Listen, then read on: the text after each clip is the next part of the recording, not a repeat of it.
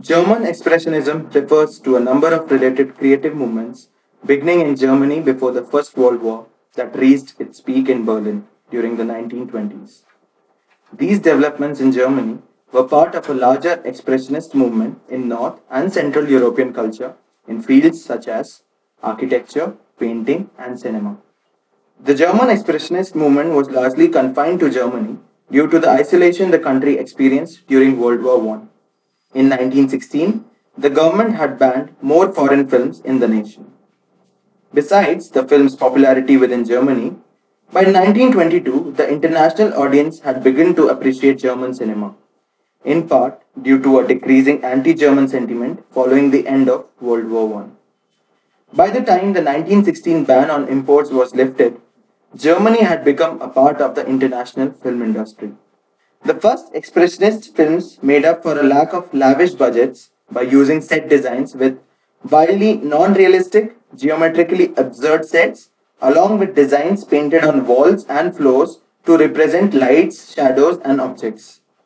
The plots and stories of the expressionist films often dealt with madness, insanity, betrayal, and other intellectual topics, as opposed to standard action adventure and romantic films. Later, films often categorized as part of the brief history of German Expressionism include Metropolis 1927 and M 1931, both directed by Fritz Lang. This trend was a direct reaction against realism. Its practitioners used extreme distortions in expression to show an inner emotional reality rather than what is on the surface. The extreme anti realism of Expressionism was short lived, fading away after only a few years. However, the themes of Expressionism were integrated into later films of the 1920s and 1930s, resulting in an artistic control over the placement of scenery, light, etc., to enhance the mood of a film. This dark, moody school of filmmaking was brought to the United States when the Nazis gained power and a number of German filmmakers emigrated to Hollywood. These German directors found US movie studios willing to embrace them, and several German directors and cameramen flourished there, producing a repertoire of Hollywood films that had a profound effect on film as a whole.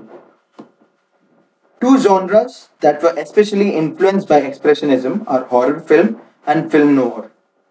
German filmmakers such as Karl Freund, the cinematographer for Dracula in 1931, set the style and mood of the Universal monster movies of the 1930s with their dark and artistically designed sets, providing a model for later generations of horror films. Directors such as Fritz Lang, Billy Wilder, Otto Preminger, Alfred Hitchcock, Orson Welles, Carol Reed, and Michael Curtis introduced the expressionist style to crime dramas of the 1940s, expanding expressionism's influence on modern filmmaking. German silent cinema was arguably far ahead of cinema in Hollywood, as well as the direct influence of filmmakers who moved from Germany to Hollywood. Developments in style and technique, which were developed through Expressionism in Germany, impressed contemporary filmmakers from elsewhere and were incorporated into their work and so into the body of the international cinema from the 1930s onward. The influence can also be seen throughout the rest of Hitchcock's career.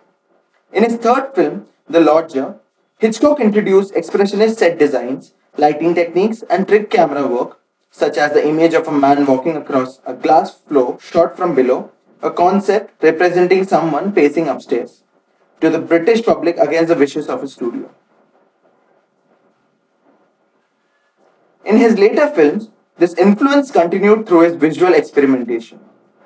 For example, in the shower scene from Psycho, Norman Bates' blurred image seen through a shower curtain is reminiscent of Nosferatu shown through his shadow. Burton's influences are most apparent in the fairy tale suburban landscape of Edward Scissorhands. The appearance of the titular Edward Scissorhands reflects Caligari's somnambulist servant. Burton casts unease in his candy-colored suburb, and the tension is visually unmasked through Edward and his Gothic castle. Similarly, Dr. Caligari was the inspiration for the grotesque bird-like appearance of the penguin in Burton's 1992 film Batman Returns. Burton was also reportedly influenced by silent films and German Expressionism for his film adaptation of the musical Sweeney Todd, the demon barber of the Fleet Street, describing the musical as a silent film with music.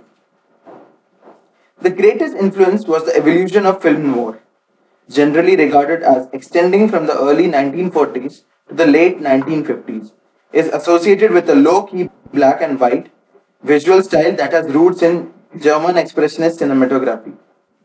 The opportunities offered by the booming Hollywood film industry and later the threat of growing Nazi power led to the emigration of many important film artists working in Germany who had either been directly involved in the Expressionist movement or studied with its practitioners. Through the examination of the German Expressionism, a film movement born in Germany by filmmaking outcasts who dared to challenge the status quo of Hollywood, it is easily distinguishable that this movement inspires some of the most significant films in the contemporary cinema era.